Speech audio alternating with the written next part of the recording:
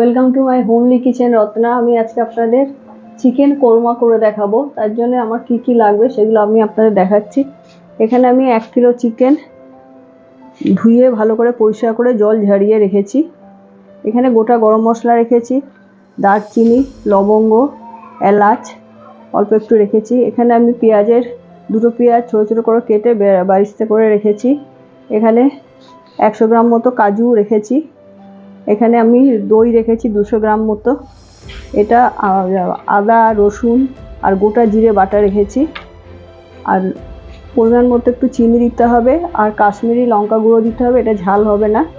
আর লবণ দিতে হবে। প্রথমে আমি গোটা গরম মশলাগুলো যে তেল আমি বারিস্তা করেছিলাম ওই তেলটা আমার গরম করা আছে, ওর মধ্যে আমি গোটা গরম মশলাগুলো দিয়ে দেবো। আপনারা সাদা তেল, ঘি দুটো অ্যাড করেও দিতে পারেন, আমি শুধু সাদা তেল দিয়েছি।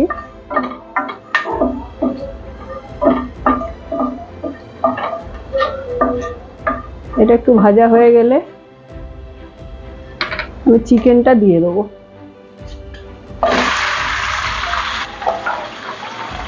চিকেনটা বাড়িয়ে নেবো।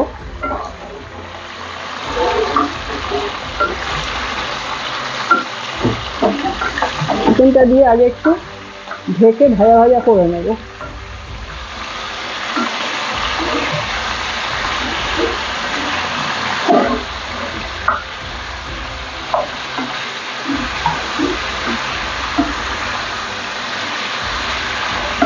এটা একটু আগে ঢেকে একটু এটা ভাজা ভাজা করে নিতে হবে। এখন এর মধ্যে কোনো মশলাই পড়বে না।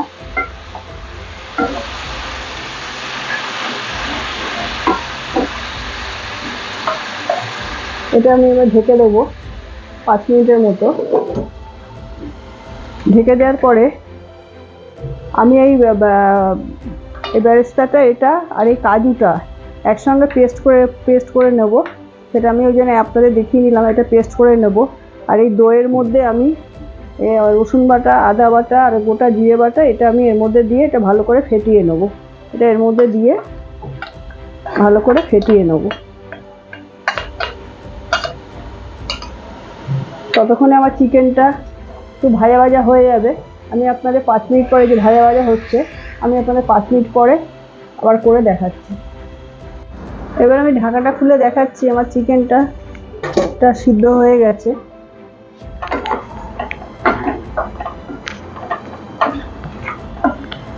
মোটামুটি ভাজা হয়ে হাফ সিদ্ধ হয়ে গেছে। এবার আমি এই দইটার মধ্যে আদা রসুন পেস্ট আর 2 চামচ মতো কাশ্মীরি লঙ্কা গুঁড়ো দিয়েছিলাম, সেটা আমি দিয়ে দেবো।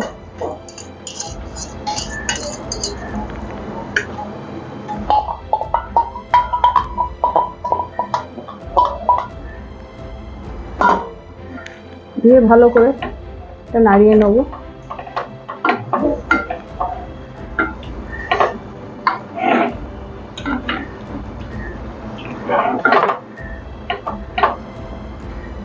এবার আমি এর মধ্যে স্বাদ মতো লবণ দেবো।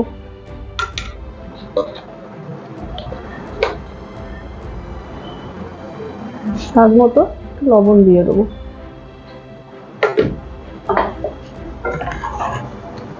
দিয়ে এটা এবার যতক্ষণ এই জলটা যতক্ষণ না শুকাচ্ছে ততক্ষণ আমি এটা ভাজা ভাজা করব। ঢেকে ঢেকে ভাজা ভাজা করব। ফ্লেমটা হাই রাখতে হবে।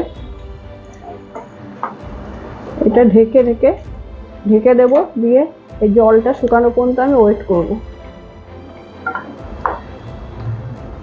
তারপর আমি আপনাদের আবার 10 মিনিট পরে দেখাচ্ছি। ঢেকে দিলাম। তবে ঢাকাটা খুলে নিচ্ছি আমি। খুলে আমার জলটা মোটামুটি শুকিয়েই গেছে, দই দিয়ে যেটা দিয়েছিলাম। এবার আমি এর মধ্যে এই যে কাজু আর বেরেস্তা বাটাটা এটা পেস্ট করে রেখেছি, এটা আমি দিয়ে দেবো।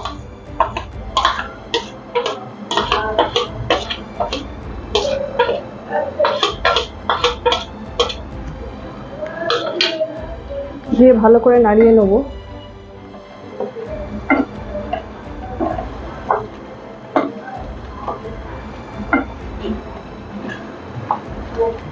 এবার এর মধ্যে আমি চিনিটাও দিয়ে দেবো।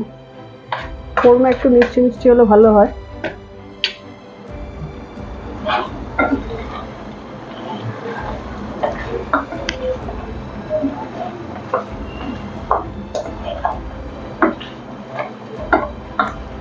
এটা রুটি, পরোটা, ভাত সব কিছুর সঙ্গেই খাওয়া যাবে।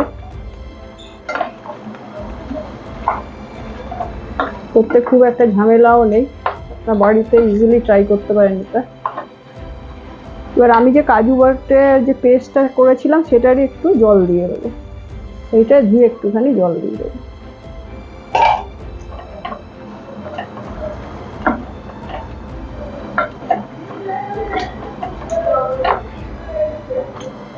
এবার আবার একটু ঢেকে দেবো, এটা একটু ঘন ঘনই হবে, গ্রেভি বেশি রাখা যাবে না। ঢেকে দিয়ে 10 মিনিট পরে দেখাচ্ছি। আমার রান্নাটা মোটামুটি কমপ্লিট হয়েই এসছে। এবার আমি ঢাকা খুলে দেখাচ্ছি আপনাদের, আমার রান্নাটা কিন্তু কমপ্লিট হয়ে গেছে। এই যে দেখুন, চিকেনও সিদ্ধ হয়ে গেছে। এই যে রান্নাটা আমার কমপ্লিট হয়ে গেছে। একটু গ্রেভি গ্রেভি এটা থাকে, কোরমাটা খেতে খুবই সুস্বাদু হয়। আপনারা এতে একটু কেওড়া জল দিলে ভালো হয়, একটু গন্ধটা ভালো হয়। আর ঘি, তেল, সাদা তেল দুটো মিক্স করে দিলেও আর একটু সুস্বাদু হয়। তবে এটা একদম ঘরোয়া পদ্ধতিতে আমি করে দেখালাম। এবার আমি গ্যাসটা বন্ধ করে দেবো।